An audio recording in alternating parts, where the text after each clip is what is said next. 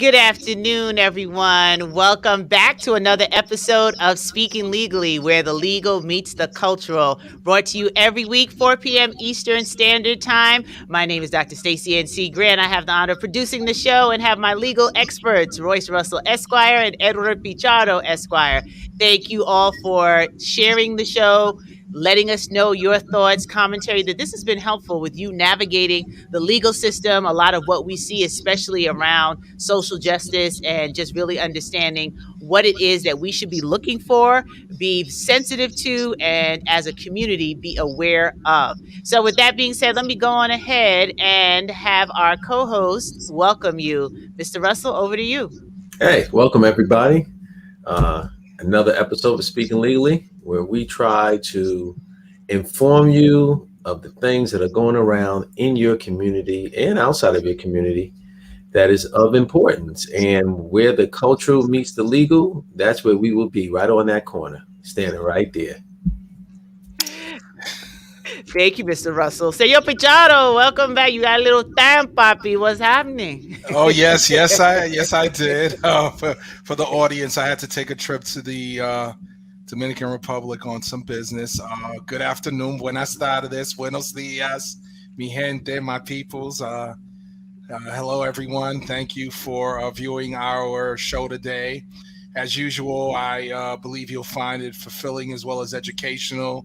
I think you're going to particularly enjoy this show because it's having to do with some of the very serious political decisions that we will have to make in the coming week concerning a variety of offices in the city of New York. So I'll leave it there. And there's an additional item that we'll also discuss briefly before that. Absolutely. And on a cultural perspective, it's countdown to Juneteenth. So we see that we have made some progress with at least getting this as a recognized holiday here in New York, other parts of the country, and that people are learning for the first time, some individuals, since it's never been properly documented in our textbooks, what Juneteenth is and what that signifies for the thousands who were slaves in Texas and didn't find out. That's right. Wonder why.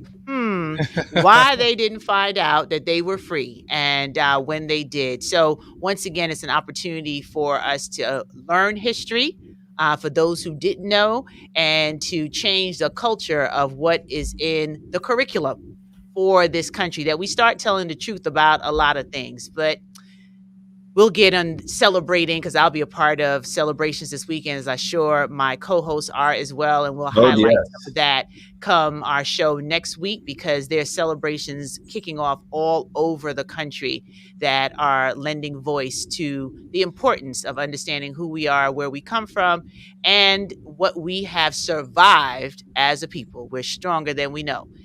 Now, let's circle back to a conversation that we had on this show a few months back when we saw what happened with the attack on our nation's capital. This is a little interesting as we come back full circle in some of these cases. One of the couple pleads guilty to a misdemeanor charge in the Capitol attack. What say you, legal experts? Yeah. And you know, the cup runneth over because we're going to see a lot of these guilty pleas coming across the board, right? I mean, it's a no-brainer. They have the video. They did all they can, and that being the U.S. attorneys.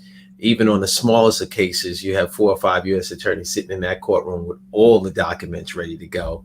And, you know, the fact that this couple pled to a misdemeanor, everybody should be wiping their brow involved in reference to this matter, because it does give some inkling. I'm not saying it's going to be the path, and I hope it's not the path because certain people have different degrees of culpability, but it does kind of set the table of what might come in the future.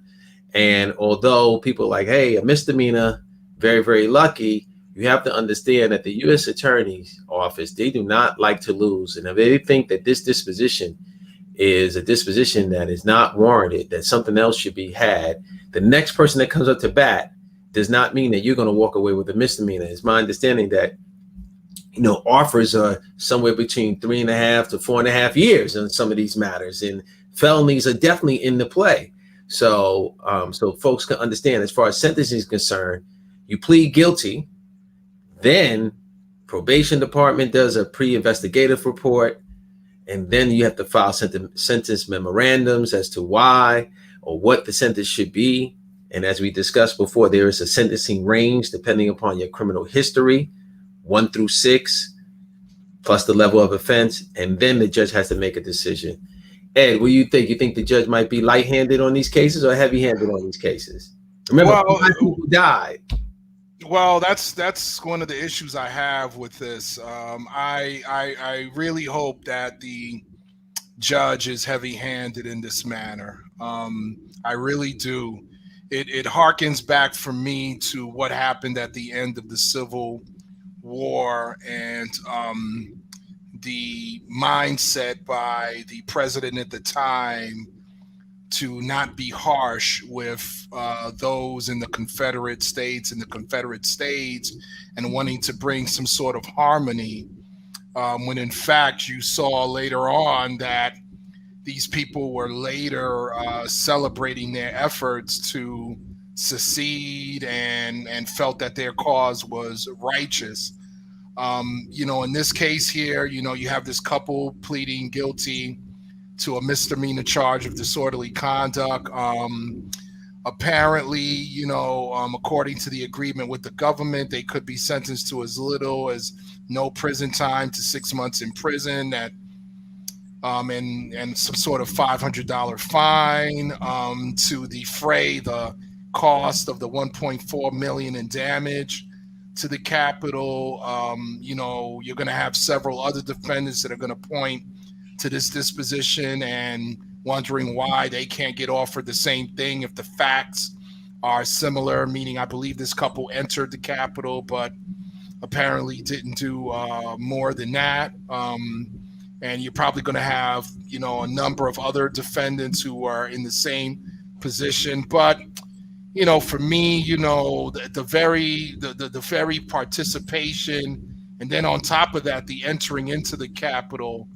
I mean, if you're going to treat somebody with kid gloves in this thing, at the very least, do that with the people who didn't enter the Capitol. I feel like once you entered the Capitol and you had the temerity to do such a thing, at that point, you need to really, suffer. And for me, it's more of a deterrence issue to let these individuals know that, this was that you crossed sacred ground here.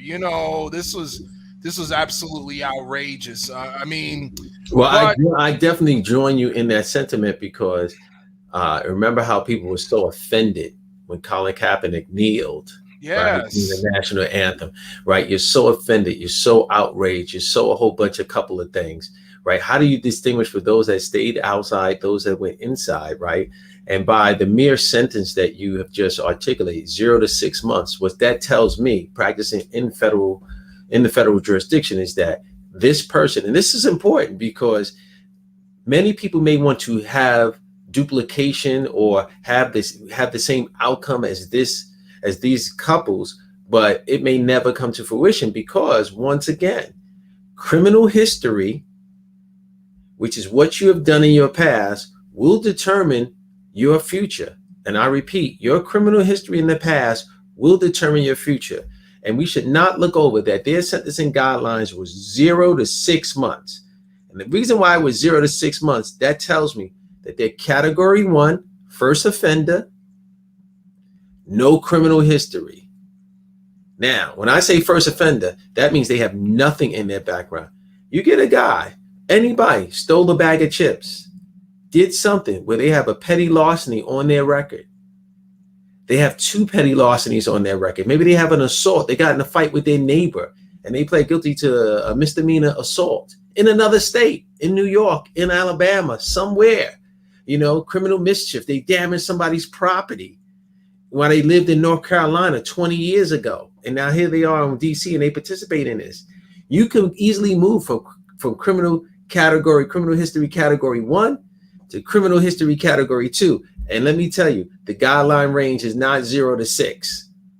It's a whole lot more, and that means the judge has a whole lot more to think about as far as whether or not you're incarcerated. Yeah, and you know the other issue here is that if you entered the Capitol, then what was your actual motivation at that And point? your intent. Yeah, and your intent, because my understanding is that the people who entered meant to do harm to the legislators that were in there, including the vice president at the time of the United States, Mike Pence. So, you know, what was your plan? And you know, you oh my gosh, this is, you know, I mean, you know, this is gonna be really interesting. I mean, in reading this article, what became clear is you know, various defense attorneys are using different strategies, from, you know, changing venue, of course, because they're claiming that, you know, DC is, you know, a place where, you know, it's overwhelmingly democratic and the Man, ain't juries are nobody going to be listening to that. You know, fair. they can argue that. You know what? And also, They're Yeah. also attacking the Yeah. elements Mhm. of, you know, the law, the charges that are being applied or leveled against these defendants in They're doing terms what of lawyers their do. vagueness. Yeah, of course, they're They're doing what lawyers do. they're doing what lawyers do. At the end of the day, though, you know, despite, you know, being a defense attorney for most of my time as a lawyer, you know, these, you know, I don't wish these defense attorneys success here. These defendants really deserve to get what they got coming to them. I mean, they you know, the traveling across the country to come here. They're calling each other patriots. Yeah. They called each other patriots because they felt that their Absolutely. duty was patriotic. And this is once again reminiscent of the Civil War. These people actually thought that, They oh, we're believed it. doing the patriotic thing. And listen, if And you they're let gonna that they're gonna patriotically pay, because Yeah. every single one of those attorneys. for $500, man. You, I mean, no. Look, I'm not saying they're paying as far as the fine is concerned, because we know they're not charged with misdemeanors.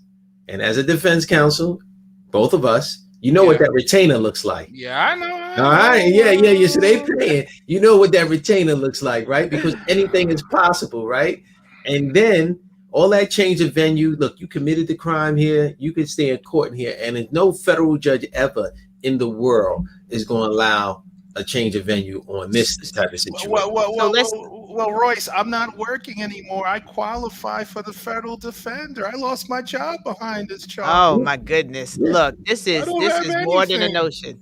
This This is what you know, my pressure is going up all over again. But look at what is in the article, right? That she posted on Facebook with a knit cap logo that says "Lions, not sheep." The caption read, Oh, "We don't win yeah. this thing sitting on the sidelines, Mhm. excited to stand for truth right. with my fellow patriots and freedom fighters in DC today. Let's do this." That's what she posted. And then later in the day, she posted a message attacking the then Vice President Mike Pence for not stepping in to stop the certification of the Electoral College vote, a power he did not, in fact, possess. Pence is a traitor, she wrote. We stormed the Capitol. Guilty in writing, like it's in writing, people. Like what? They're just as bad as the Facebook folks that have applied for these COVID loans, and they on Facebook showing their money. You know, Oh we my take gosh. offense to it because it might be culturally tied, but this is the same thing that's going on. And as far as Ed, I lost my job and I get all that. Don't have the feds do a fact finding on whether or not you got money. You don't want that. You do not. You see, they ain't like some of the clients that's like, yo, look, I really don't have any money. You may have to check cousin Zito down the block and look under his mattress, but right now, these folks, they have paper trails, right? Because they are patriotic. They have money in the bank, whether it's a lot or a little. And if the government decide that we're going to go through and we're going to check because you signed a financial affidavit saying that you don't have any money, now you got perjury. You got obstruction of justice. You got a bunch of things. So they should not be loosey goosey with. No. You know, I need public assistance here. Well, Kevin, thank you for tuning in. And Kevin has another question. I had to just put the sound effects on that one, because if they Oh claim that, I yeah. will go crazy.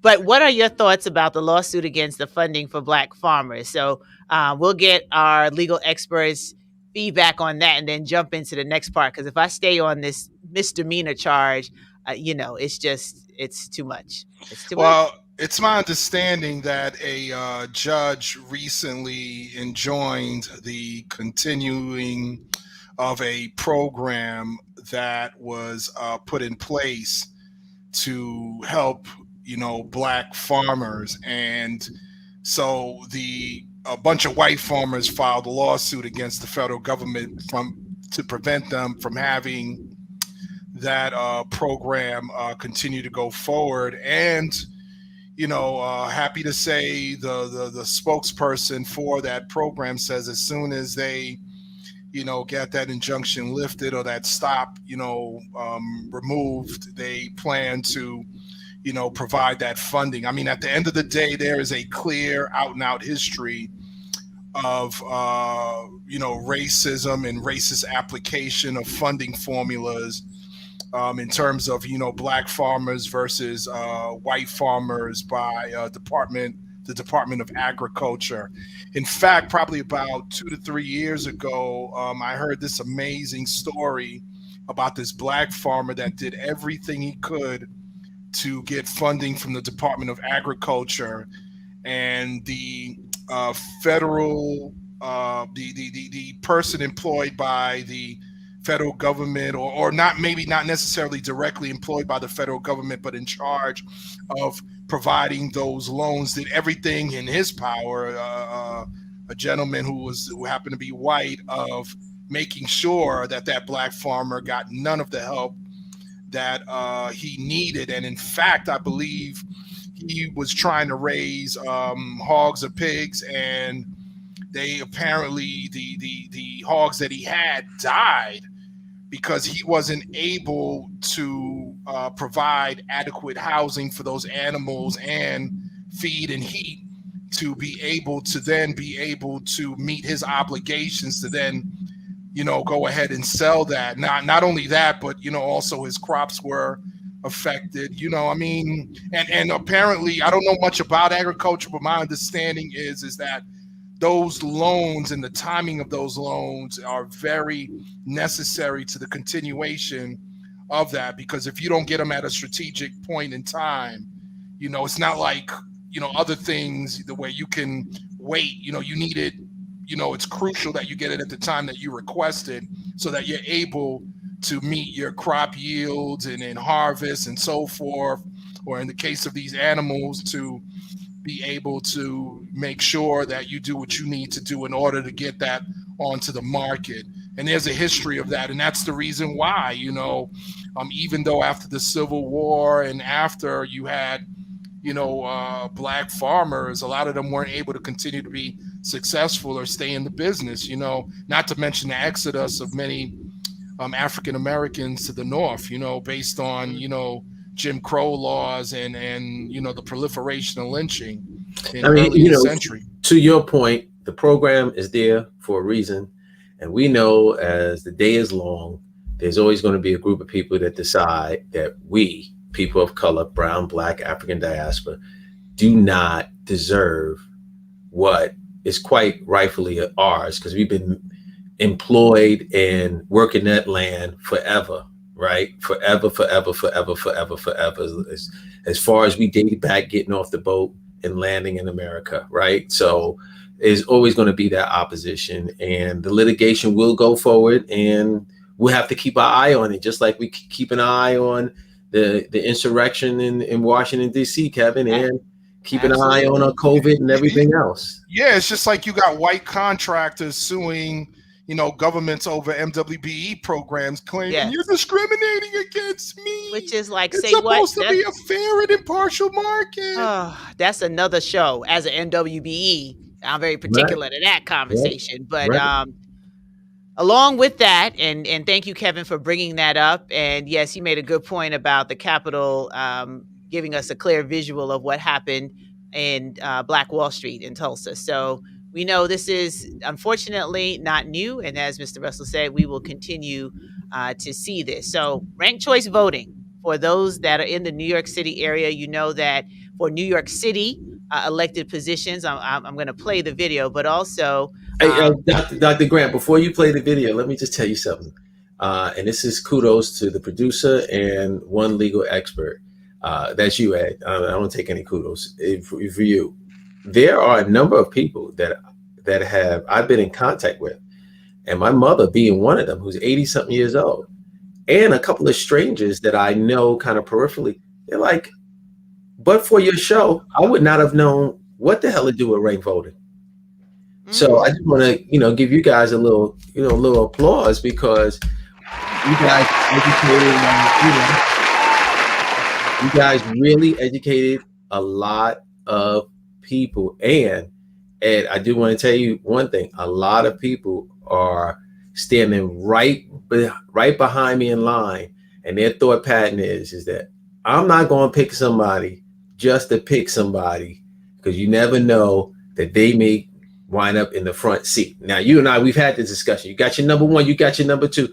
Don't be freaking around with 3 and 4 thinking you're doing somebody some solid, you know what I mean? Because you got 5 choices, you ain't gonna have to use all 5. But I just wanted to let you know that the word is out. You guys, you learned somebody on the days that you did that program. Well, that's why we're here and why we have the show, so that we can bring information to our community. This is where the legal meets the cultural, and in real sound bites that make sense to you. And it's not legalese, but it's what you can understand, what you can advocate for, and share the information with others. So once again, this ranked choice voting is not just in New York City, but this is the first time that New York City will actually be utilizing it. So 2019, it was on the ballot. There are a lot of debates on how it slipped through, because people just kind of checked yes without knowing, but it affects the mayor's race, the public advocate, the comptroller, borough president, and city council. So those are the races. And the benefits, this is what's listed. It gives you more to say, gives you more choices, diverse. So you can debate that all day, but this is just a reminder. Early voting has started. So you are able to go out and cast your vote. This is the New York City voting website. So it's voting.nyc. So you can go here to get additional information. And as Mr. Russell said, you don't have to rank all 5, but you are at least voting for your number one person. So they wanted to make that clear. And I think this is a video that can explain it again.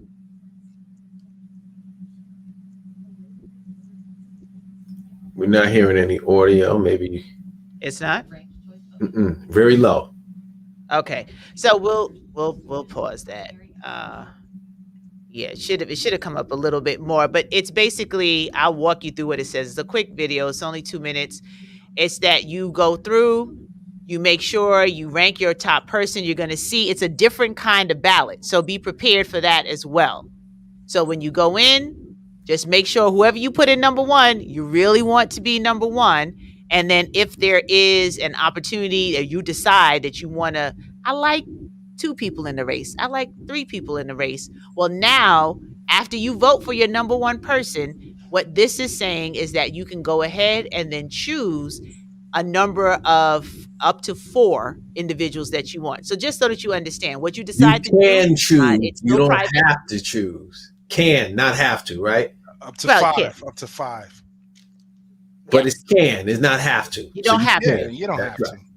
You don't have to. You don't have to. So, and it's telling you not to rank the same candidate more than once, which is important too. Don't do that. Right?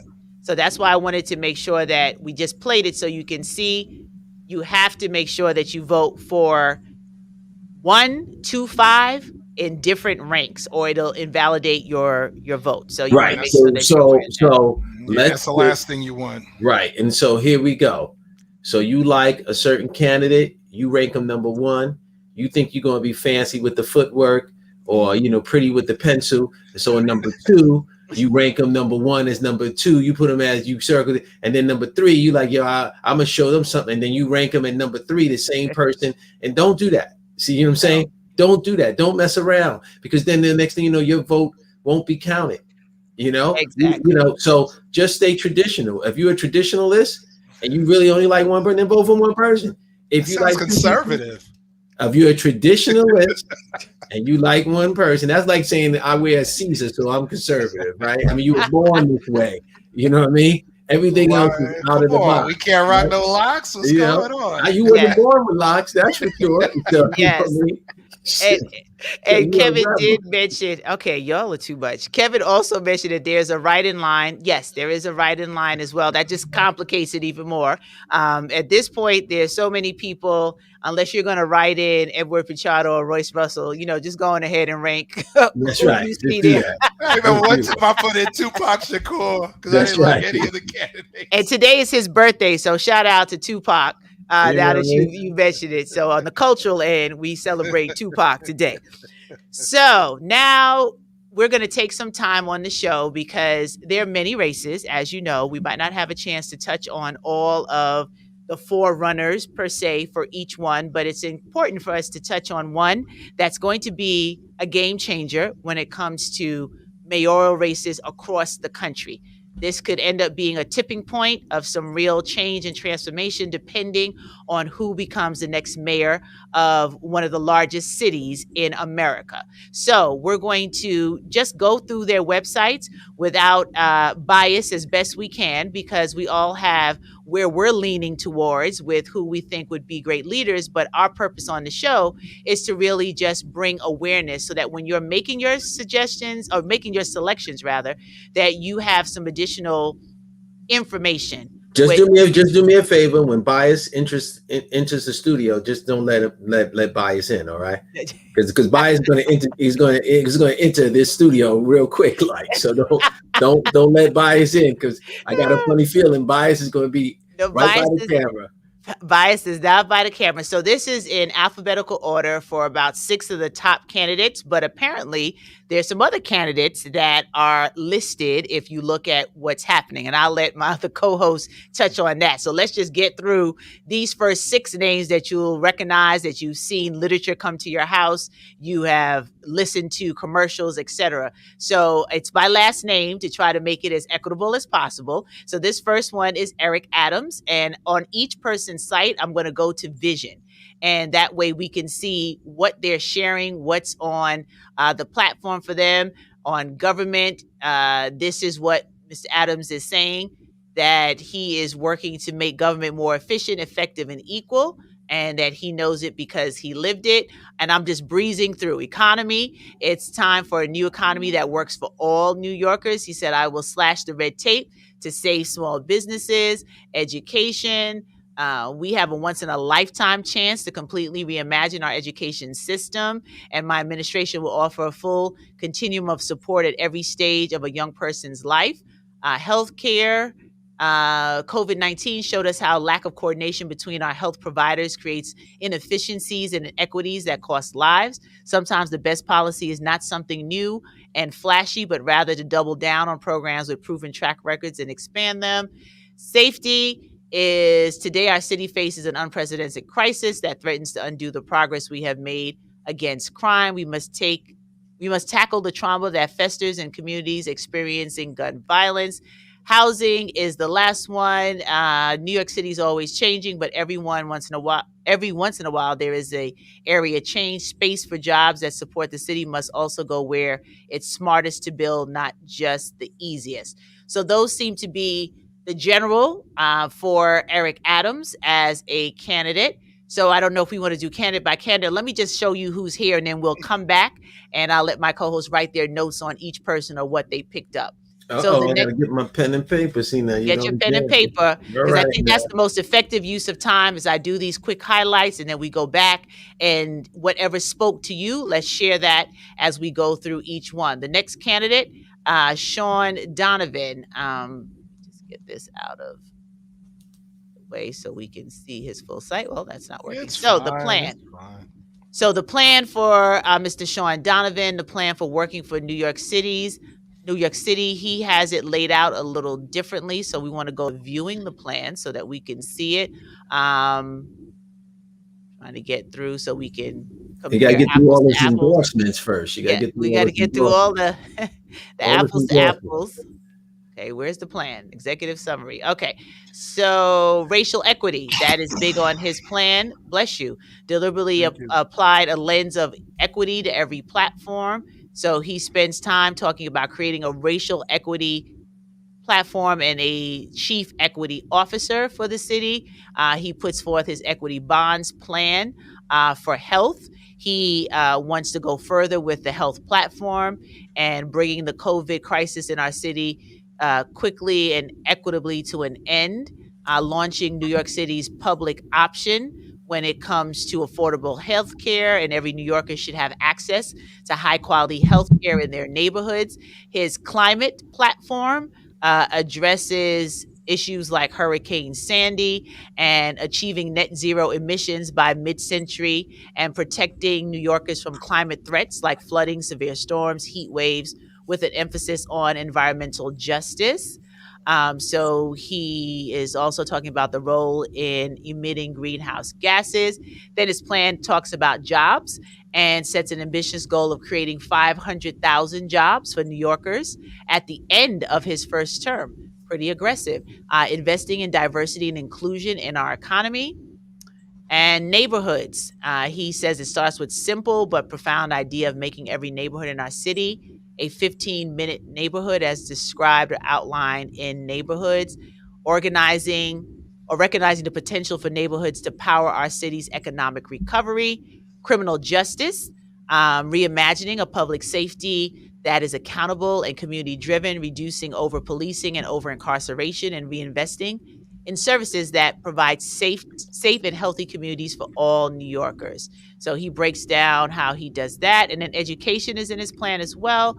We rebuild trust with our families and communities and establish formal, cultural appropriate systems to facilitate family and student input, help students and educators recover from the academic and social emotional impact of COVID, and housing, reimagining the right to shelter in our city as a right to housing, help New Yorkers stay in their homes through an improved system of emergency rental assistance that will count on 330 million saved by reducing reliance on shelters, make a historic commitment of 2 billion per year towards accelerating repairs in NYCHA, require all hands on deck approach for communities. And I think the last two is transportation, reimagining the transportation system, and then launching true bus rapid transit, embracing cycling and micro mobility as viable modes of transportation. And then aging platform, he talks about a first step in advocating for and supporting this community is establishing a Bill of Rights for aging New Yorkers. I know my co-hosts can appreciate that since they're getting younger. Accessibility will be a priority and make it easier for our aging population. And then innovation. He has an innovation platform prioritizing innovative models for meeting the needs of New Yorkers and partnering with organizations to spur economic development. And that looks like with his other bold ideas, that is his platform. So that is Sean Donovan. Now we're going to go to Kathy Garcia.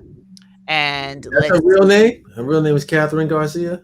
All right, go ahead, go. Okay, go ahead, go. yeah, Catherine Garcia. You don't let So- bias in the room now. You're supposed to keep them out of there, keep them out. Miss MacGyver. She has recovery on her platform. She's ready to lead the best city in the world to a better tomorrow. And she talks about the core of her recovery plan is meaningful economic relief and job pathways, create more vibrant outdoor spaces to power our recovery in every single neighborhood. So that's her recovery portion. She talks about climate change. She's been at the front line of fighting climate change for her entire career, and she wants to move New York City to a fully renewable energy economy starting on day one. And our green New York City future will right past wrongs and a comprehensive 5-borough approach with the right resiliency strategies for every community, and climate action can't be separated from social justice. She also talks about housing that heals. We've added 500,000 New Yorkers, but only 100,000 units of new housing. So she wants to focus on housing agenda and outcomes. She'll address the homelessness with urgency and compassion. What else does she have here? Public safety and police reform, driving down crime, and police reform are not in conflict with one another. What is it going to take to keep our communities safe and reform the NYPD? And her plan will drive down crime and restore trust in NYPD. Education, she says, building an equitable city means ensuring high quality public schools are available to all families, regardless of zip codes. We must abandon the scarcity mindset, implement structural change that will uh, desegregate schools and incentivize better educational outcomes, focus on youth talent development. And then her last three, transportation. Today, our streets and sidewalks are losing battle between competing uses. And her transportation plan is the most climate focused plan and will create equitable access to jobs by expanding transportation options, but also protect our health and make our streets, sidewalks, and bike lanes more enjoyable. So, for health, she is addressing inequity and racial disparities in health outcomes exacerbated by COVID 19. And she said, from targeted investments in mental health, a focus on the seriously mental ill and young people, proven community based approaches to close the maternal mortality gap. We will prioritize dignity and care for all. And her last piece is caring for New Yorkers. So she says a Garcia administration will be committed to supporting and caring for all New Yorkers and making NYC more livable for New Yorkers at every age. I'm glad I'm getting younger. Now we're going to go to Mr. Ray McGuire. Let's see what his policy is. Ray. So Ray's focusing on economy and jobs. It's a comeback plan, visionary blueprint to revitalize and rebuild our city, kickstarting the most inclusive economic recovery in New York City's history. He's talking about public safety and justice. Everyone needs to feel safe in their communities, but right now, far too many New Yorkers live in fear of violence and criminal activity. So he is developing a plan for that. For education, fewer than 2 out of every 10 Black and Hispanic fourth graders are proficient in math and reading right now. And those numbers only get worse by graduation. So he's planning to invest in a cradle to career model. For housing, New York City is the greatest in the world, but not all New Yorkers share equally in its promise and prosperity. So he is talking about a plan and collaboration in each community that creates jobs, respects neighborhood, and protects residents, and gentrification. Quality of life. In the most difficult economic time, Ray understands that New Yorkers want trash collected on time, and the roads and the sidewalks repaired, and parks that are clean and safe to play in. So those are his policies. Then we have Scott Stringer, who says New York needs progressive leadership that'll be ready on day one. It looks like he embeds his plan on the site. So a lifetime of experience uniquely prepares Scott to lead New York City out of crisis. He goes through his resume, and then he has his plan on healthcare, jobs in the economy, and climate action. So let's just give him a fair play on what this is. Healthcare and the pandemic. His plans are overhaul the pandemic response and preparedness, fortify public health infrastructure and expand access to care, create one standard of care for all New Yorkers, refocus the city's mental health and substance use care.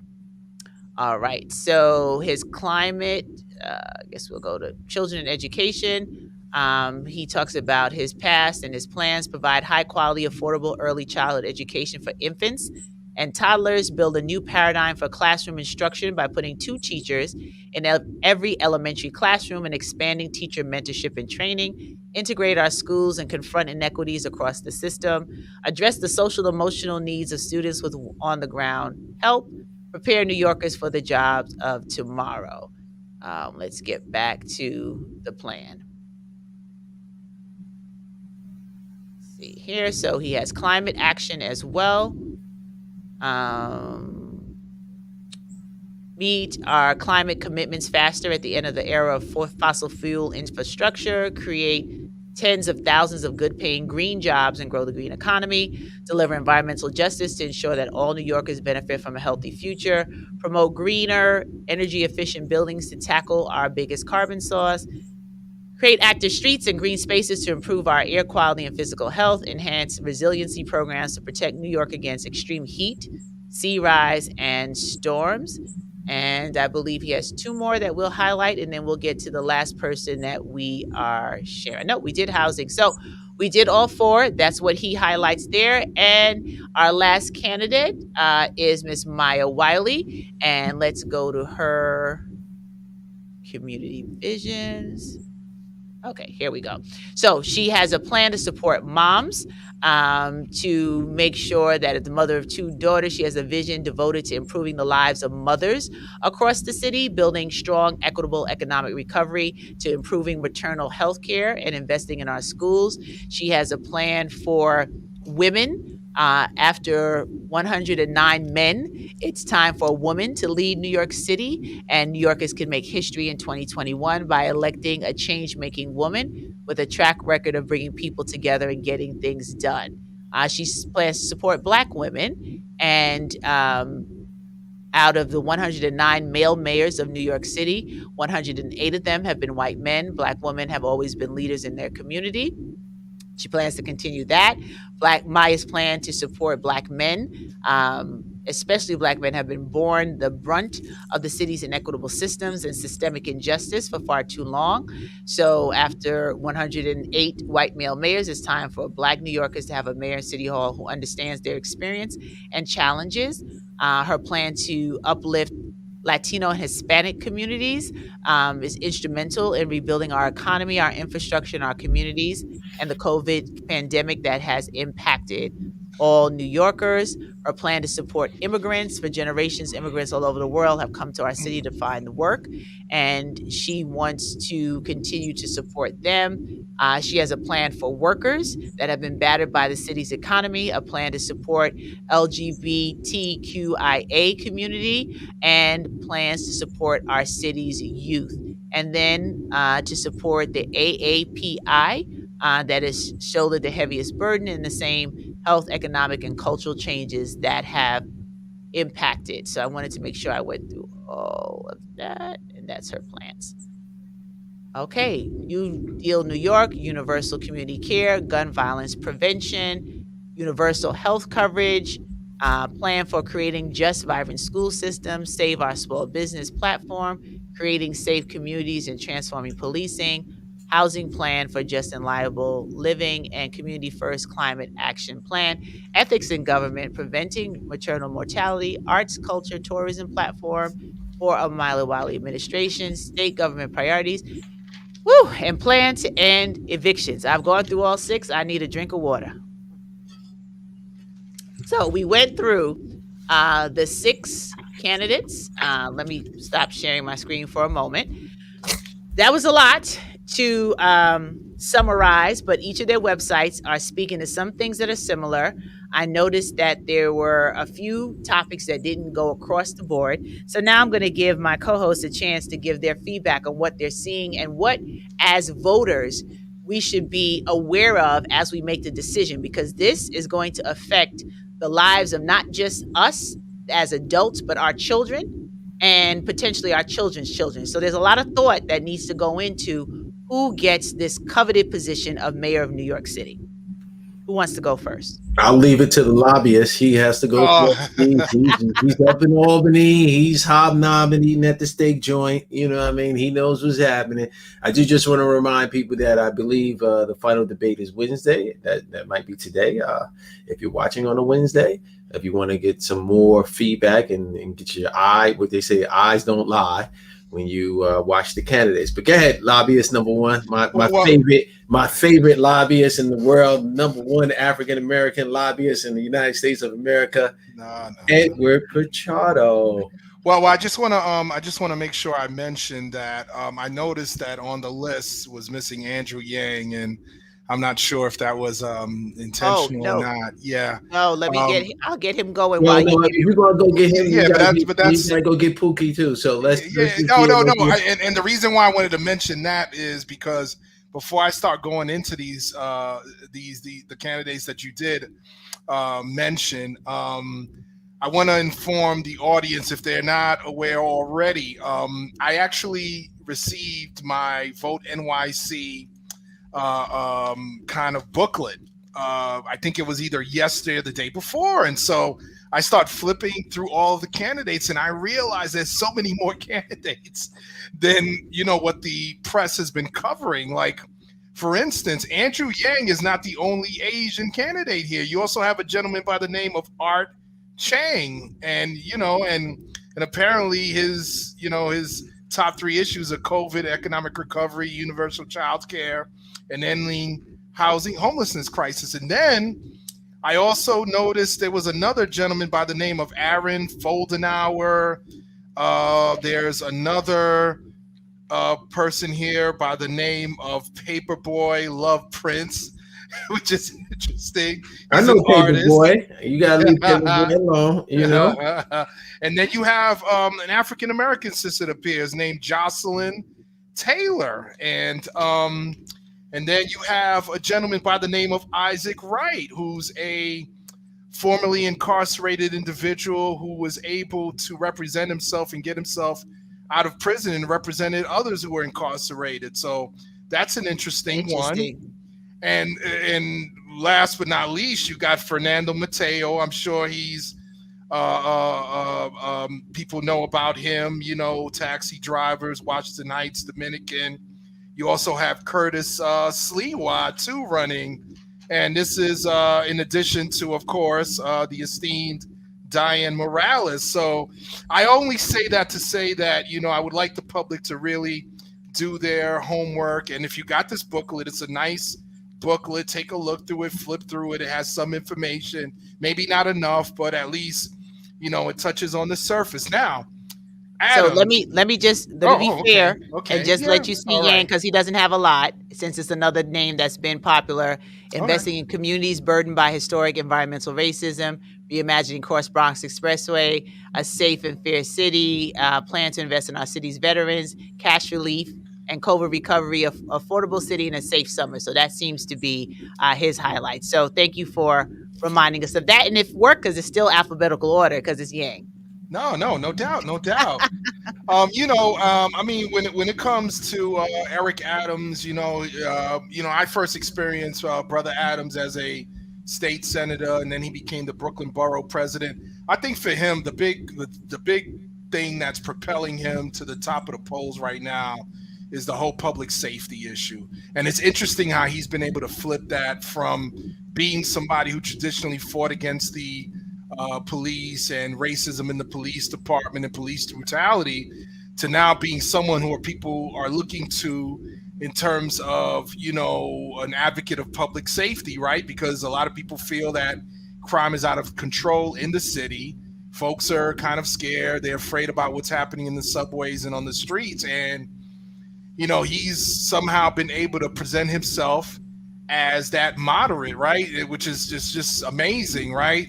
And when it comes to Sean Donovan, traditionally for me, his message has really been about housing and the experience that he has and the promises he's making, because, of course, de Blasio started out his administration with making certain promises, just like his antecedent Bloomberg before him. They promised a certain amount of housing, affordable housing in the city, and ending homelessness, right? And it just didn't pan out, for lack of a better term, in terms of the promises and what we have. So that's interesting. Then you got Catherine Garcia, who just for I'm Latino, my last name is Pichardo. I got that last name for both of my parents. So I think it's important to point out for the Latino community that was a last name, a surname that she got from her husband, who she's now divorced from, but kept the last name. And in this race, of course, I will say that knowing Latinos culturally, we have an affinity to each other. And I know there's going to be a number of Latinos who are going to go into that booth and say, hey, listen, Garcia, that's me. Not realizing that her maiden name is McIver. She's been married into the race. It's the ethnicity, I mean, that's what I mean. Look. She Hey, got married to someone that speaks Spanish or is Spanish descent, and then now she's using it to her advantage. That well, is something that's where the cultural meets the legal. You need to have both of yes. your eyes open and say, do I see the rice and beans between your teeth, or I don't? What is the story?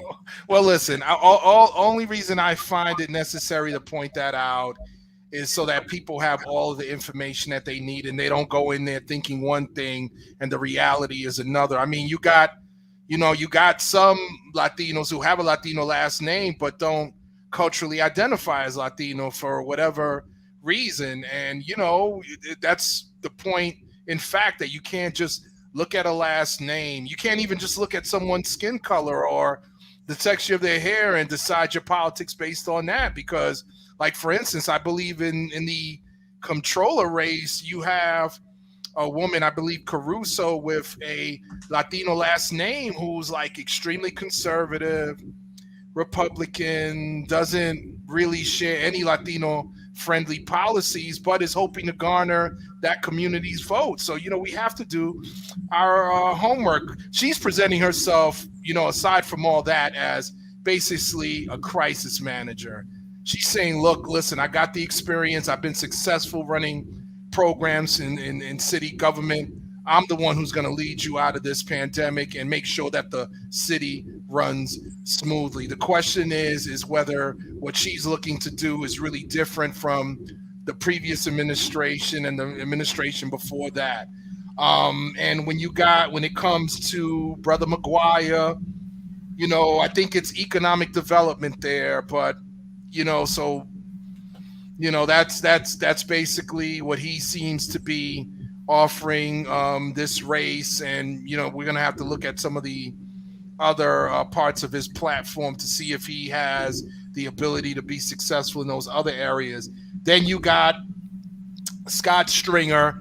Clearly, when you looked at his website and his platform and his policies, he talks about his experience first, what he's done as comptroller and a legislator before that, and then what he plans to do, right? And so, the question is that whether you like what he did as comptroller, and did you know who he was when he was controller? Yeah, exactly. Comptroller, right? I mean, that's the reality. I mean, there are fewer people that are in tune with what a comptroller does, what their position really and duties, responsibilities entail, and they're usually quietly walking in the background of any scene. And they're not at any rallies. They shouldn't be at any rallies. They shouldn't be at any protests. They're not really visible. They handle the financials of the city. So, I mean, he's stepping out to the forefront. Continue.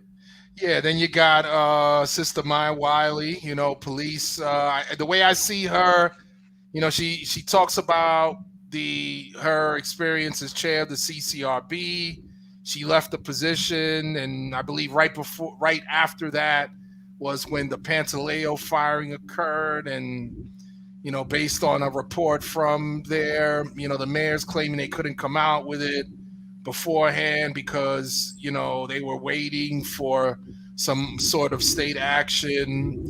She was in charge of a number of other initiatives. You need to look and see whether you feel strongly about that, as well as, I believe she's, looking to become a strong candidate for my MWBE's Minority and Women-Owned Business Enterprises. So, I invite folks to look close at her agenda, and then, and her experience, of course, right? In terms of the number of positions that she's held. So I'll stop there, and I'll let my co-host Royce Russell give his take.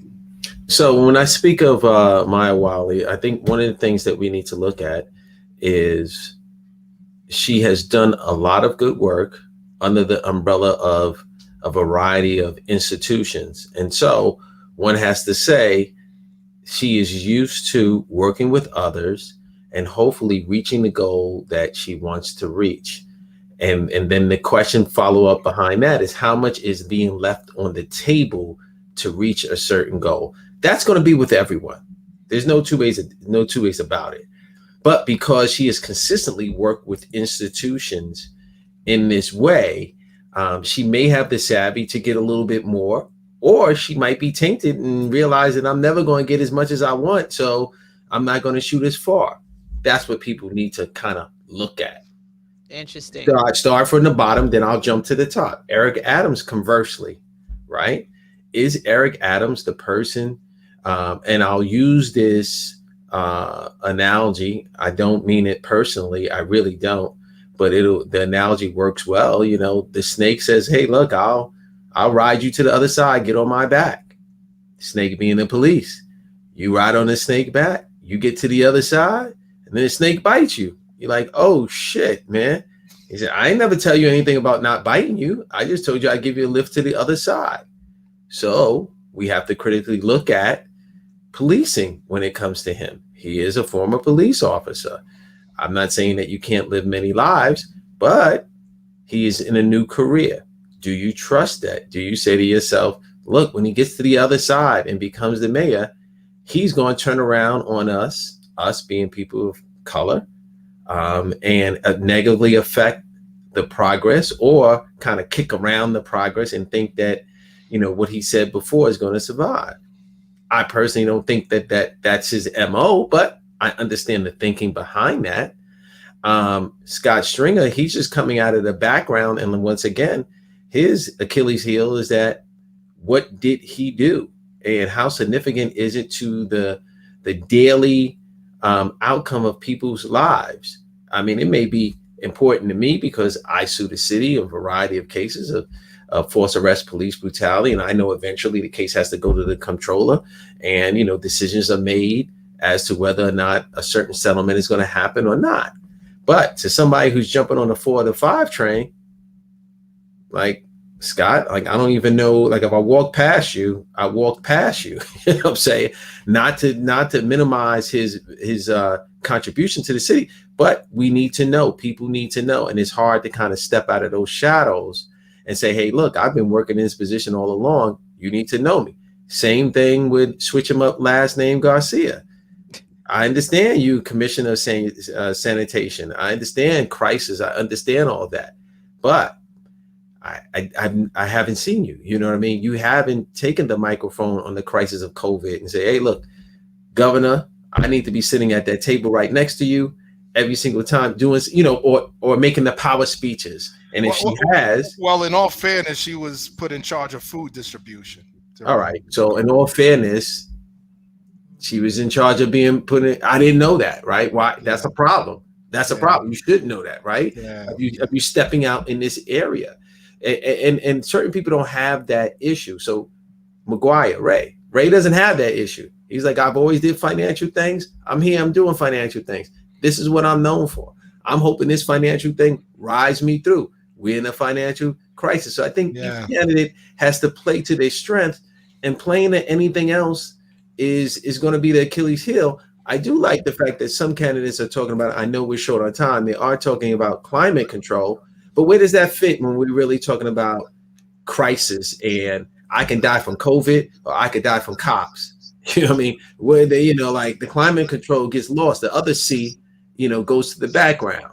And so when we talk about healthcare, and we talk about the homeless, and we talk about education, for me, I hear crisis and healthcare and everything correlated to COVID. Yes, it does belong there, but it also correlates to how we're being treated by law enforcement.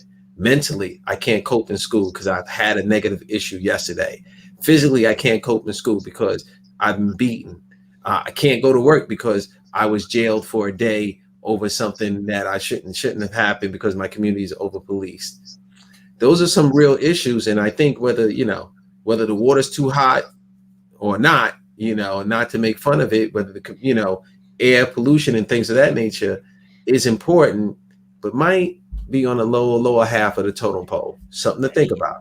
Something to think about, and I think all of the issues that each of the candidates raised have to be in consideration, because we saw what Superstorm Sandy did, which caused problems. We see in other states what has happened as a result of global warming. So this was an attempt to make sure that you are aware of the issues that matter most to our communities, and you elect somebody who will represent that you listen to the debates. We did a high level overview of the 7 names that most people are recognizing and hearing.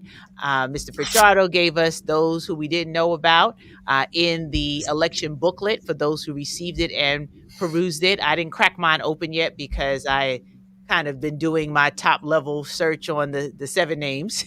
But for curiosity purposes, I will go and read up on them. Information is knowledge, but applied information is actually how that knowledge transforms communities. So we hope that you apply a critical approach to looking at who's running for each one of these positions. We have New York City Council races, we have the mayoral race, we have borough presidents. So it's a lot that we are all digesting at the same time while understanding a new way of voting with ranked choice voting. So at least make sure you make your first choice. You make the decision. If you like some other people, like, hey, let me add them to it. You can, but you don't have to. And hey, Kev, nice to see you there, Reverend Miller. Appreciate you being on the show today. Thank you, Kevin Thorburn, for always being here as well. And thank my co-hosts for bringing their legal expertise and analysis. And we'll be back with a lot more to talk about. Same time, same place next week, Wednesday, 4 p.m. Eastern Standard. Final words, gentlemen. Get it. Oh yeah, I just want to quickly mention before we go that controller's race is important. The controller runs the city's pension fund, one of the largest in the country, if not the world. Just a mention. And pay attention to that Manhattan DA's race. Big one. Other than that, farewell, take care, and see you soon. Just a quick tease for our next segment. At some point, we will talk about the pending litigation that we see coming about in reference to COVID and whether or not you have to take a vaccine in order to go back to work. We always meet you at the corner and around the block, so it's coming, and we're prepared to talk about it. Yes, indeed. It's coming. All right. Bye-bye, everyone.